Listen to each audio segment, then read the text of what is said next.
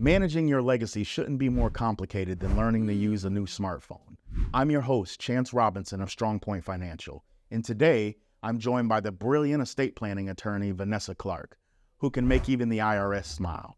Welcome to the pod, Vanessa. Thank you, Chance. I appreciate you having me. I appreciate your time today, and hopefully we can help people with some burning questions they have about estate planning. Absolutely. Be sure to like, follow, and subscribe wherever you're listening from. Let's get started and ensure your future is everything you want it to be, minus the legalities.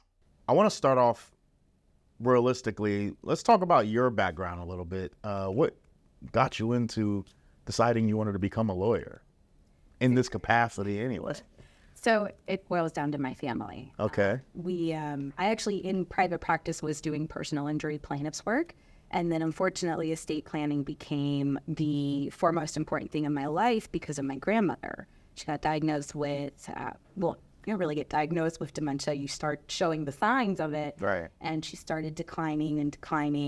And, once we realized what was happening, she was taking her medication twice a day. She wasn't remembering people. She wasn't with certain things. She was just losing just all sense of.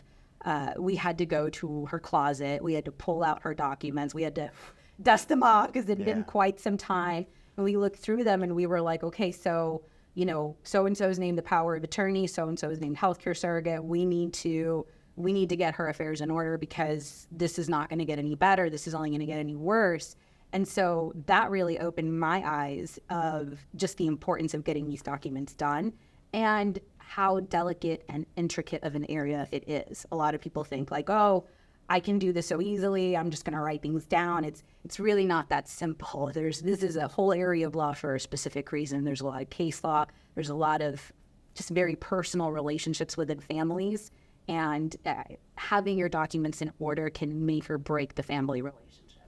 So tell me about Vanessa, though. What got Vanessa deciding that I want to be an attorney in general? I think it was always in my blood. Okay. At a very, very young age, I remember going to school one day because we were going to do some type of mock trial, and I volunteered to be the lawyer.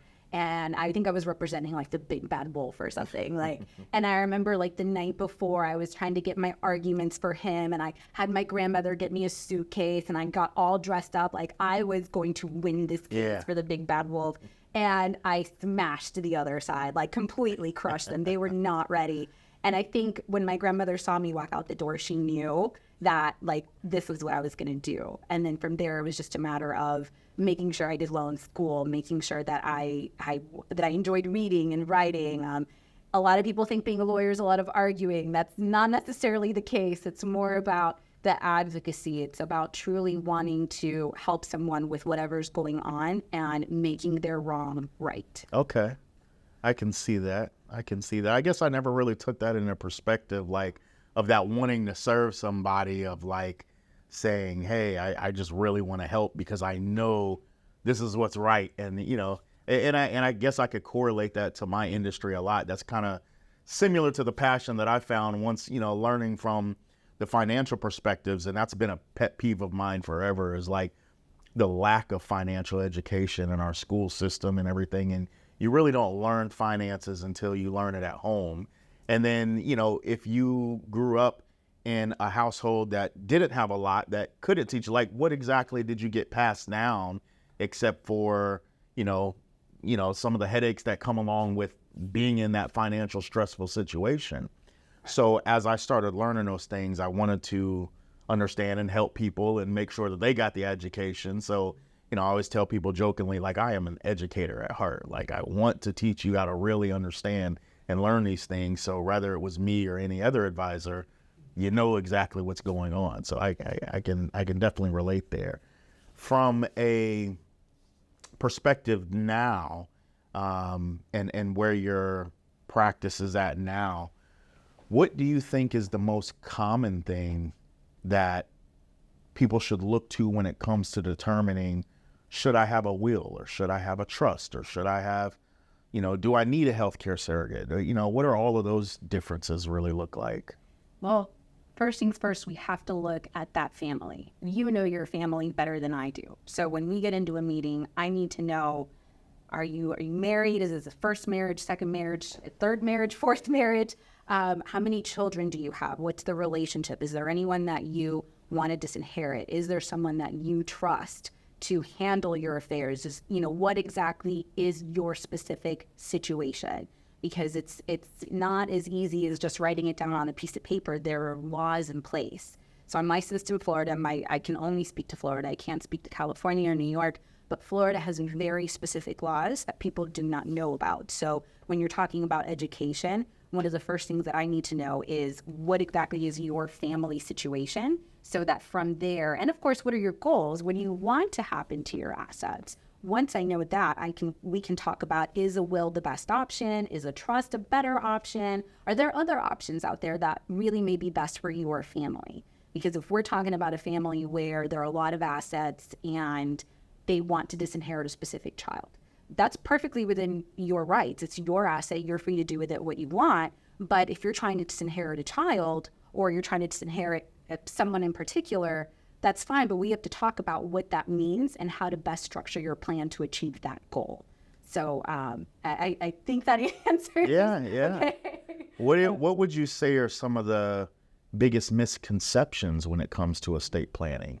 I get a lot of, when I'm dealing with clients, they're like, well, I want to protect everything, so I want to put it in a trust. I'm like, I don't know if that's exactly the right mindset to go into it, thinking like that's the, overall end all. It's all protected because it's in a trust. Correct.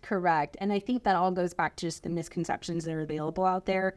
In certain states, I think trusts do provide some asset protection. In Florida, the revocable living trust does not automatically give you any asset protection. So when we're in that first meeting, what are your goals? What are your assets? What are your goals? What are you trying to achieve? Are you trying to pass things down to your children? Are you looking for asset protection? Are you looking to maximize everything you have while you're alive? What are we trying to do?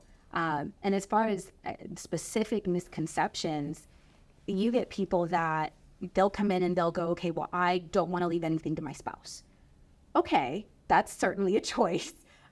Let's talk about why, and let's also talk about Florida's laws. Because in Florida, you cannot disinherit a spouse completely. That's something we have to talk about. There's a law out there called the elective share. Depending on when this is aired, some laws may be changing, some rules may be changing, but you can't outright disinherit a spouse. They have the elective share. They can waive if you have a prenuptial agreement, or if they waive their rights. There are options. But to just come in and say, I want to do this. All right, well, let's talk about if the law will let you do that, or how we can get you there so that when you pass, you're not creating a real sticky situation for your family, for your survivors, for your heirs, for your beneficiaries. Because ultimately, if you don't do your estate planning proper, they're the ones that are going to suffer the consequences of it. So that brings a good question. What about the situation where maybe I have assets that were mine prior to the marriage? Does that hold any context, or what does that situation look like? Maybe not. It all depends on how things are titled. And this is actually a really sad situation. Is, Florida has very serious homestead laws. The homestead laws are part of our state constitution, right? So if you come into a marriage and the house that you own is in your name, your spouse moves in with you and, takes care of the home, lives in the home, and you tell her, hey, when I passed away, I want you to have the home, that's cool, that's great. But if you have children from a previous marriage or a previous relationship, and that's your homestead, and you never add your spouse to that deed, she may not get the home if you pass away before her, because the title of the home is in your name, and Florida's homestead laws are very complex. So we've gotten phone calls from surviving spouses who are now widows and already going through enough tragedy as it is, and we have to be this bearer of bad news that you weren't on the deed, he passed away, it was his homestead, you have to divide the house. You either have to take a life estate, and when you pass, the home goes to his children, or you guys have to decide if you're going to sell the house within a certain amount of time. So it can get really sticky. So the biggest misconceptions I have is that people come in thinking, I want to do this. Well, okay, let's see if we can get you there based on your current situation. Okay. What about, how would I know as an individual, when do I need a will, or when do I need a trust, or, the difference between there? Like, what would make sense for somebody in retirement to really kind of be like, is there a rule of thumb or a foundational point to say, okay, at this point, I need a trust, or at this point, I need a will, etc.? Sure. So when you turn 18 and you are a full-fledged bona fide adult in the eyes of the law, even if you may not feel like it, at that point, you want to at least get your healthcare surrogate in place. You want to get a power of attorney in place at the bare minimum, because at that point, your mom and dad are not legally obligated to, do anything. They can't, right? You're a grown adult. So at the very least, when you're 18, get those advance directives in place. As you grow in life, as you accumulate assets, if you get a car, if you purchase a home, if you get a townhome, whatever the case may be, at that point, yes, start considering, do you need a will? Is the will, who do you want your home to go to after you pass away? If you have bank accounts, make sure, if you're 18, probably don't have as much as someone who's in their 50s, but maybe, make sure you have a beneficiary on there. We get calls from parents who unfortunately their kids pass away, they're young, they're in their 20s.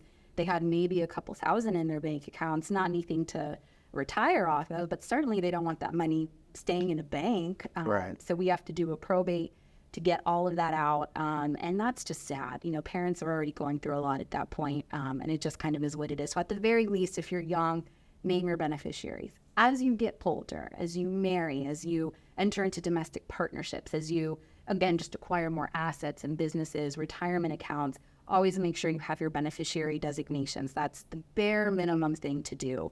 And we always want people to have a will. Wills can be problematic in many ways. They're not perfect, but at the very, very least, they're that expression of what your final wishes were. If you wanted to leave everything to your kids, if you wanted to leave everything to your spouse, if you wanted to leave everything to a niece, a nephew, a charity, it may or may not happen under Florida's current laws, but with a will, if it's a valid will, a probate judge will make sure that that is done. They're gonna give it, they're gonna try to honor it as best as they can. And then as far as trusts go, now we're entering into very specific situations. Let me pause you for 1 second. What makes a will valid or not? That's a great question. And I asked that before we got off of that subject, so I wouldn't forget it. Sure. So every once in a while, you'll get someone who comes to the office and they either handwritten their will, which is terrible, those are not valid, or they've done a will in the past on their own. They got it from LegalZoom, they got it from whatever online website, and it's not valid. They didn't sign it in front of two witnesses, or they had a family member who's named in the will sign at the end. Well, that's not going to be a valid will because that's considered an interested party. So what you want is, if you have a previous will, have an attorney review it, make sure that it's valid in the state of Florida. I always try to tell people, look, you've created your will. That's great. Think about the other side of it, right? It's going to go into effect when you are not here. So your family is going to pick this will up and they're going to read the contents of it. If it says, give my home to so-and-so, okay, well, what is that so-and-so going to actually have to do? They have to go to the property appraiser's office and do what? Show them a copy of the will?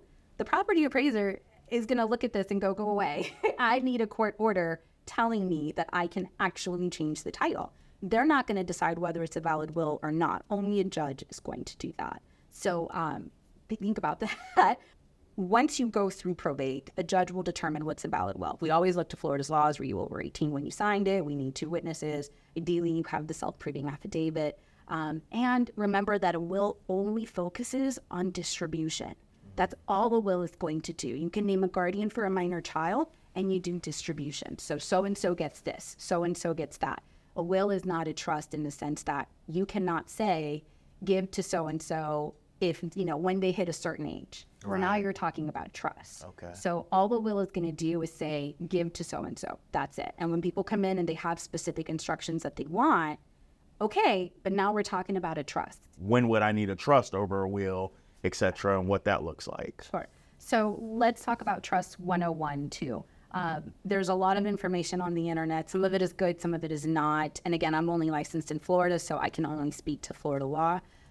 But when it comes to trust, at the very, very core, you're talking about two different types of trust: a revocable living trust or an irrevocable trust. So whenever you see things online, special needs, Medicaid, it's going to boil down to two things. Is it revocable or irrevocable? And then From there, depending on the specific situation, we can build a revocable trust, we can build a dynasty trust, we can build a Medicaid asset protection trust, we can do more, but at their very core, what are we talking about? Revocable or irrevocable? So what is a revocable and what is an irrevocable?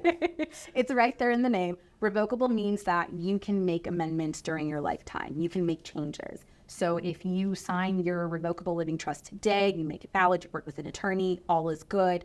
But let's say afterwards you acquire 3 more properties. You can put those properties into the trust. Let's say you decide you've had a falling out with one of your children or maybe one of your grandchildren, maybe they're 18 and you want to leave things to them. It's not set in stone if it's a revocable living trust. You can make changes to it. You contact your attorney and you say, hey, it's been 3 years, I need to make a change, and they can help you with that. Irrevocable means that's it. And this is going to surprise you, I'm sure. Lawyers have little workarounds. Nothing's ever set in stone. But generally, ideally, an irrevocable trust, that's it. You don't make changes to it. It is irrevocable. Okay. If you decide later on that you want to make a change to it, be prepared to work with an attorney for very sensitive reasons. Got it. Okay. So when it comes to estate planning, as far as why would it be important for, say, healthcare reasons for estate planning? So with that, we're talking about a healthcare surrogate. And think of it like this. Let's say you have 3 kids, all grown adults, no surviving spouse. It's just you. It's just you and your 3 kids. And your 3 kids are wildly different personalities. Something happens, you get sick, you're in the hospital, it's an emergency. You can't make your own decisions. You can't speak to the doctor, you're unconscious for whatever reason. One of your kids has to make a decision. How amongst them are they going to figure out what to do if they're so wildly different and they can't agree on anything? That's going to really be terrible. Right. So if you have a healthcare surrogate, this is considered an advance directive. It's a document you create in advance where you say, hey, if I'm in a situation where I can't communicate my wishes, I want so-and-so, I want this specific person to be the first person to make the call. Then the hospital is always going to ask. If you're in the hospital and something has occurred, they're always going to ask, do you have a healthcare surrogate? That's one of the first questions. It's their legal team requires it. So are there advance directives? If yes, get me a copy. I need to be able to see who I'm allowed to talk to. If that person can't be found, and if there's an alternate listed in the document, they're going to go to the alternate as listed, right? If there is no healthcare surrogate, if there are no advance directives, then the hospital is going to go according to Florida statutes, like what's in, and I say Florida because I'm only licensed in Florida, Right. But according to Florida, advance directives first. If there are no advance directives, spouse. Can your spouse make decisions if you are not able to? Some spouses can, and that's who you want.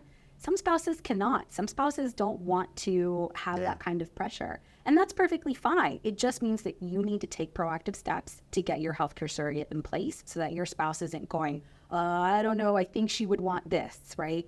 So that's... I think that's such an interesting point because, there's been multiple times that I've seen throughout, my career and dealing with the clientele that I deal with, the unfortunate aspect of being a retirement planning professional is that part of retirement planning. Like eventually, unfortunately, we don't get younger and healthier over time. That's just not the way that it works. But getting into that emotional state of saying that, at some point, somebody's going to have to make a decision. If there's something going on and this person says they're ready to let go, but this one is not. And it becomes a tussle. And I could see that being an issue with a spouse or with, remaining children. And there's a newer spouse in the situation. Like there's all kinds of tacky situations that can really come up there without you having your own input on it, And it turns into a he said, she said. She told me this. Well, she told me that. Well, where's the document? We need a legal document that says this is what the parent wanted. And if you have that, you're helping your family out so much, especially if it is a second or third spouse. There probably likely may be some contention with other family. Yeah. It's just a wonderful gift. It's an act of love, really, that you do for your family. Yeah. Whether it's on the healthcare surrogate side, whether it's the power of attorney, you're helping them out so much because they're already going to be going through so much if Right. it's not well. Right. So let's move on to one of my favorite areas now. As a financial advisor, you know, I always tell clients my top two things that I'm looking for when I sit down with anybody is, number one, how do I protect you? How do I make sure you're gonna be okay in retirement no matter what? Like, I've got to look at all of these what ifs happen. Number two is, how do we legally pay the least amount of taxes possible? That is always like my second go-to. So tell me, like, what are some basic strategies for minimizing estate tax and when it comes to estate planning? Florida is going to sound a little weird, is a great state to die in. I know that sounds a little weird, but Florida does not have an inheritance tax. Okay. There's no state tax, right? So we do have a federal tax. So Right. when we are talking about federal dollars, it's a different type of conversation. But as far as, you know, your normal average family, unless they're getting into that threshold on the federal side, Florida's a really great place. Now, what we do see is families that come from other states, right? They've migrated to Florida for retirement purposes, New York, California. That's where we have to be very careful because those states do have inheritance taxes. They do have certain taxes that they put on the estate. So if you pass away owning property in those states, one of the things we want to talk about is what exactly is the plan here? What is your goal with this? Are you trying to sell this before you pass away? Is this something where you're trying to be a Florida resident so that you don't get taxed, in which case we need to make sure that we prepared Florida to be your full domicile? There's different avenues and different steps we can take, but overall, again, it all boils down to what are your assets? What do we have? What are we talking about too? How many properties do you have? Do your properties put you in some type of tax situation that we need to be careful of, that we need to plan for? It's very individual. So that brings me to a couple of interesting questions. Because obviously Florida being a big retirement state, we attract a lot of retirees and a lot of people come from out of state. So what if I have property in another state, up north or something like that, but I moved down here, this is my primary residence. Is there any way for me to say, okay, I'm down here, I want to get my legal affairs in order, I want to put all of that together here. Is there any way for that property to then kind of fall under the rules of where I put my estate together at? That's what we want. That's going to be the ultimate goal, but it's hard to make that promise that it's going to flow like that because different states have different rules. What we want at that point is to also avoid two different probates. So let's say that you have a property in Florida, you have a property in whatever, we'll just say New York. If you have a property in New York and it's titled in your name and you pass away, it's going to go through a New York probate. Even if you passed away in Florida, the fact that the property was owned in New York in your name means the only way to get it out of your name now that you've passed away is through a probate. So if we're trying to do planning in advance, do we need to consider putting that property into some type of trust, into some type of LLC? At that point, we want to talk to an attorney in that state to figure out what is going to be the best way to maximize and minimize, right, any potential tax burden, what's going to make the most efficient way to create this plan. So we have families that have properties like family properties, family cottages in Michigan.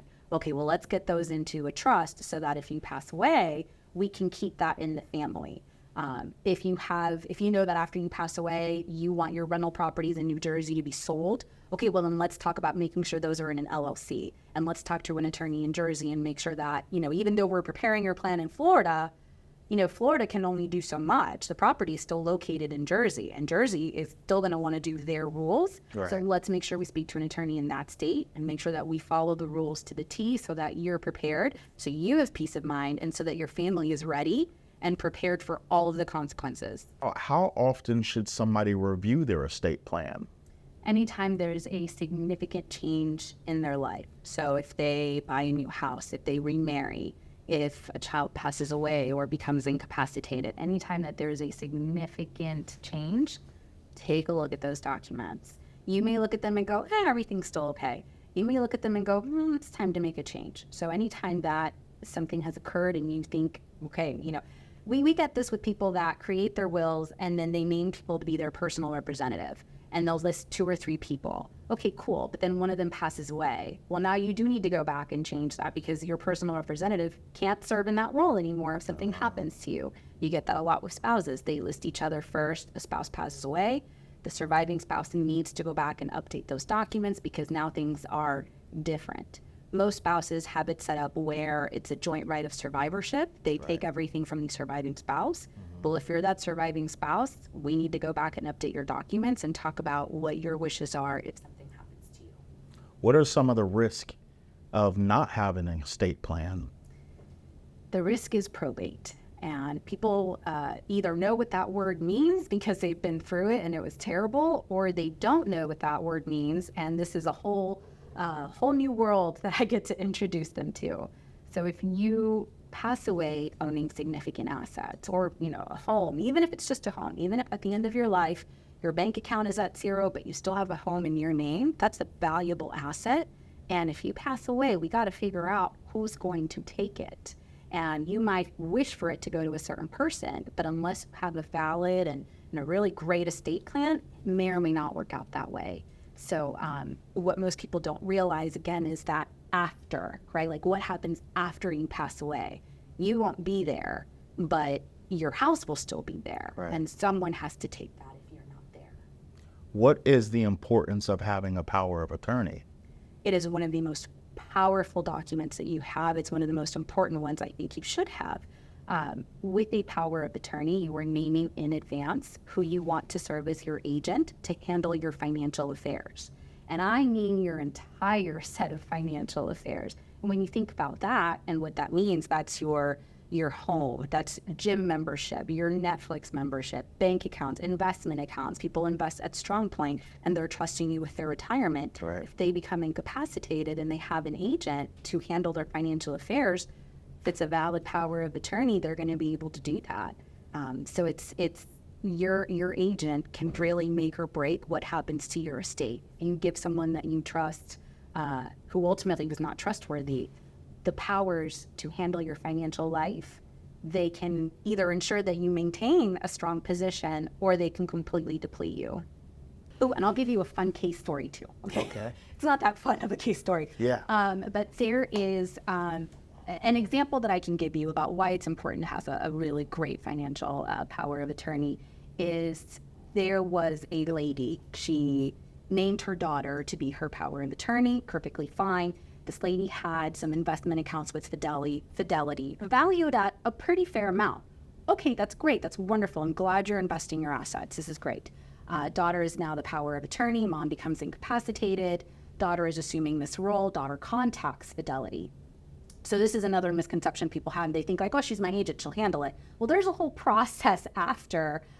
Once the agent officially assumes the role and starts essentially doing that job, it is a job. They have to contact Fidelity. Fidelity has to see the copy of the power of attorney, has to go to their legal team. The legal team's going to decide if it's valid or not. And then from there, the accounts will be noted. So-and-so is acting as the agent. This happens with bank accounts. This is just how it is. And that's the financial industry has a lot of rules and a lot of regulations that they have to follow. There's a strong interest in preventing fraud. That's why these rules are in place. So mom names daughter again. Daughter's handling the estate, handling the financial affairs. Daughter realizes, well, I think the market's going to crash. I think this was about 2020. I want to pull some of mom's money out of the Fidelity account. Fidelity would not let her. Fidelity declined and said no, which really upset the daughter because, as we all know, there was a big crash. The market kind of dipped a little in 2020, and it was not pretty. So mom's Fidelity assets lost some value. Not good. So the daughter was very upset because I think it came out to be about 30 grand. That was a loss, yes. So daughter gets an attorney and decides to sue because daughter felt that she had a valid power of attorney. She really felt like she could do what she wanted to do, and she felt that Fidelity was in the wrong. So this is the case of a daughter acting in the best interest of her mom's estate, and she was blocked by Fidelity. So I don't know if you work with Fidelity, and I hope I'm not trash talking. No. It's, I think that's a misconception that a lot of people get is that, when people have had a bad situation with Fidelity or with Charles Schwab or with, some other custodian, understanding that as an advisor, I use the custodian as a platform, but that doesn't mean like your assets are under Fidelity's management. And no, that is the point of the advisor is to, dictate or direct how those, assets are going to be allocated for whatever reason and they may be. But a lot of people will come and say, I just don't want to work with Charles Schwab. I'm like, I understand that, Okay. but that is not exactly how that works, so it's kind of one of those sticky situations as well. So when it comes to the power of attorney, again, I know people can do this on their own. They can go online, click, click, boom, I did it. But really think about, did you list out all the powers that you want that person to have? Right. If this person takes this document to an institution and says, hey, I want to act under this power of attorney, that institution has to decide, and really it's the legal team that decides whether that document is valid. And if it's not valid, it's as if that document was not created. It's as if you had no power of attorney, because they're not going to be able to act on your behalf. So at that point, you're talking about guardianship. Now they have to file a guardianship petition through the court to get the powers that they need to be able to act on your behalf. So the power of attorney, the financial power of attorney, is a very, very strong document. Yeah. It's the most powerful one out there, I think, aside from the will and the trust. But what you are giving to an agent in that document can completely make or break your estate if you are incapacitated. I've got a case that happened with a client where the son was a friend, and I handle his stuff, but also for his parents and grandparents, I handle their stuff as well. And what was interesting was, they had a will and they actually had a trust that was set up for the parents. So the grandparents were still alive, the parents were still alive. The parent passes away, then the grandparent passes away and leaves everything to him. Okay. But he wasn't in the trust or anything. He's going through a divorce and had lawsuits against him. So when they said, okay, the funds are going to you, they pulled the funds before they ever went to him and settled out the lawsuits and things that was good, even though he was still fighting with them. But it had already been one judgment. So they took the funds immediately and took it straight there before they ever even hit the grandson, who was intended to have everything at the end of it all anyway. Which I thought, wow, how to avoid that would have been having him in the trust as well as the contingent beneficiary, where the trust is the beneficiary, not him directly, which would have avoided the lawsuit, if I'm understanding correctly. And without looking at those documents, I would hope that there was also, or maybe there wasn't, a spendthrift clause, which is a clause that you can put into a trust noting, hey, if a beneficiary has some legal issues, don't permit the distribution. Mm-hmm. I don't know if that was in that case, but that's really unfortunate that he could. Yeah, it wasn't, because he wasn't part of this trust or anything. So it just came to him as an inheritance as an individual. Mm-hmm. So there was no legal structure protecting him. So it was just. So was he listed as the residuary, or was it basically like, He was just the last heir alive. That was it. You hear about those cases where the last heir gets $1 million and you're like, how? That's how. That's about what it was too. And unfortunately, he had some issues. Yeah. It's real unfortunate to hear that. Yeah. You always want to be careful when preparing these trusts that you don't know if your children is going to marry someone who you don't like that spouse, or if your child ultimately will develop some type of gambling problem, some type of money problem. So what you want to have in your trust are special provisions to plan for those unfortunate instances. Right. We touched on it a little bit earlier. I wanted to go back and just kind of reiterate, like, I get a lot of people will say, what should I do about protecting my estate or protecting myself? And everybody's answer is always like, oh, well, put it in a trust. Now I'm protected. And, I want to talk about why that may not be the case. Great question. Trusts are really great tools to utilize in your estate plan, but they're not perfect for everyone. Not everybody needs a trust. I know the internet has a different opinion, but the reality is there may be better options for your family, for you, for your goals. It doesn't always have to be a trust. And I know that some people, like to what you were saying, they call our office and they're like, I need a trust. I heard from a friend who, she's my hairdresser or whatever. She said, I need a trust. Okay, well, let's talk about your specific family. Let's talk about your assets. Let's talk about your goals. And let's see if this really is the right fit for you. So in that case, from my understanding, a big reason of why it's not the end all be all for protection is because at the end of the day, a trust can still be sued. So then it would still have to settle and pay out that lawsuit the same way as if it was an individual, correct? Yes, correct. Okay. So especially if we're talking about revocable living trusts, by nature, by the name of it, it's revocable. That means that you still control it. Because you still control it, if you have a creditor coming after you, they can also get access to that trust. There will be documents. We call these the interrogatories. There's discovery. They're going to ask you, what assets do you have in that trust? Because you still control the trust. Okay. So let's just change pace. This is the last thing that I really want to understand and talk about. So when it comes to estate planning and when it comes to protecting assets, a big fear, and I think this is one of the number one causes for bankruptcy amongst retirees is long-term care. So when it comes to long-term care, a lot of people take the position of, well, I'm going to put all of my assets inside of a trust, like a Medicaid trust, whatever that may be. Can you talk a little bit about what does that entail, or how does that work, that even you can put your assets inside of a trust and go on Medicaid, and what exactly does that look like? Very sensitive. It's not something that you would want to go into on your own. You really want to have a qualified attorney. Medicaid asset protection trusts are actually very niche areas of law. There's no room for error on these because there's also a 5-year Medicaid look. Right. So you've got to set this trust up far in advance. This isn't a matter of you call me and the next day we have your trust ready. No, we need to plan for this 5-year window, and we need to make sure that everything is set in place. And if you're not in that 5-year window, then we need to talk about spending down. We need to talk about a qualified income trust, and we can talk about different avenues to make sure that you are still protected. But they're very sensitive creatures, and they're not for everybody. Some people think they need this trust, but they really don't. It just, again, is very specific to the individual. Okay. There's a lot of information out there on the internet, and it is very scary. How am I going to pay?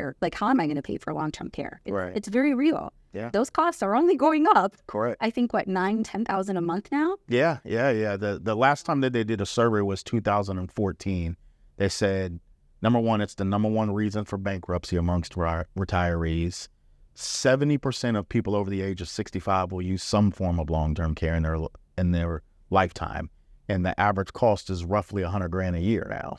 I can tell you some things that I don't want people to do. I don't want people to start adding their children to deeds to their properties or taking their name off their deed, thinking that, oh, well, how will Medicaid know?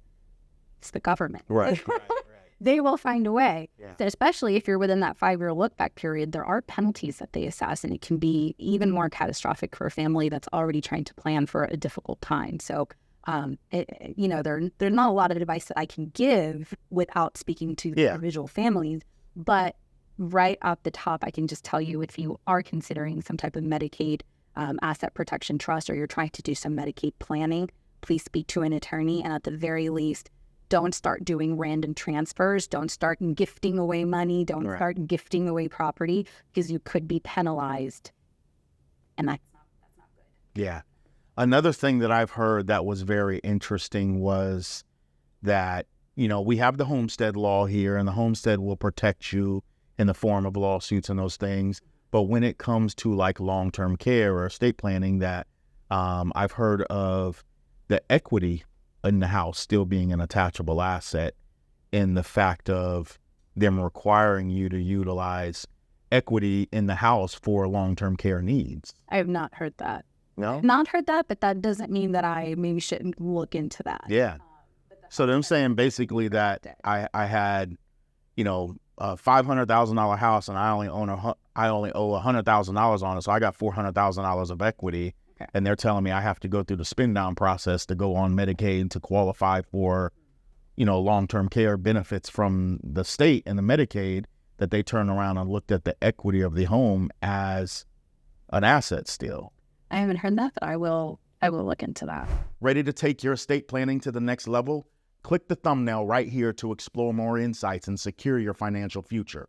In our next video, we dive even deeper into the smart retirement strategies that work. Stay ahead of the game with The Outcome is Income, where your plans meet action. Oh yeah, and don't forget to like, follow, and subscribe.